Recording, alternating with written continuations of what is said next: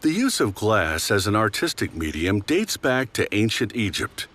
Despite the obvious fragility of glass sculptures, this art form has an enduring appeal. The transparency of glass often has a ghost-like quality. They're tangible works of art that are skillfully crafted. With this glass sculpture of a horse, the artist's two passions come together: art and horsemanship. The artist takes inspiration from her horse, observing the swell of his muscles as he romps, in order to create the same sense of movement in glass. She then draws a series of sketches of the horse in different stances. These sketches are an artistic study.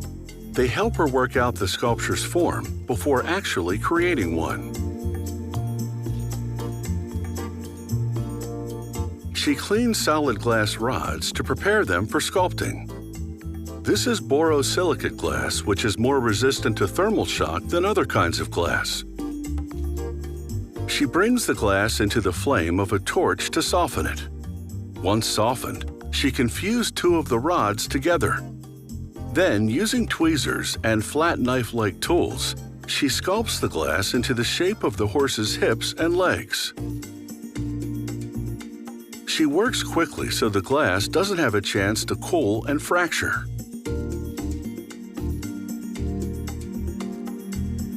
She adds a smaller piece of glass and forms it into a tail. She constantly turns the glass as she works it to make sure it looks good from all angles. She melts glass in front of the hips to build up the body and shape the horse's belly, back, and chest. This is intensive and precision work. The piece must be exposed to a well-adjusted flame and constantly moved, so it doesn't become too hot and melt too much.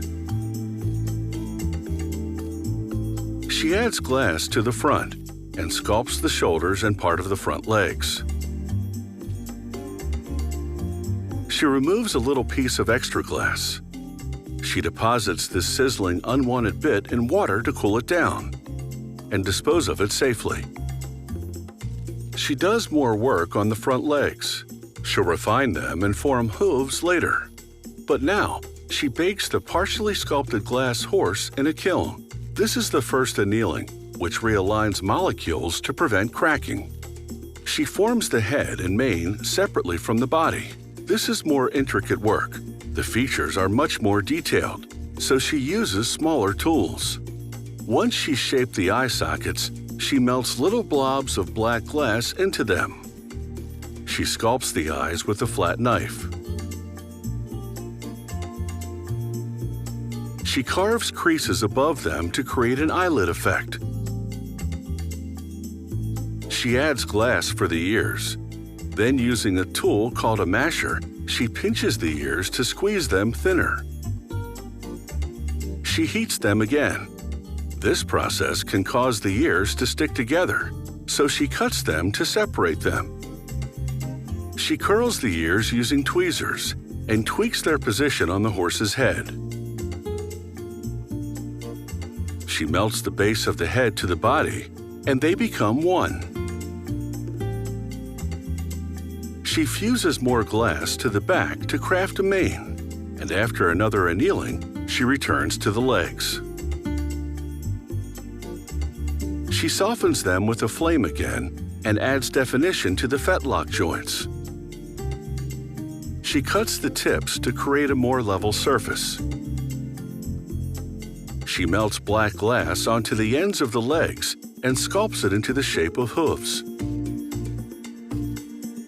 With a series of tools, she tweaks each hoof until she's satisfied this glass horse will stand the way she wants it to.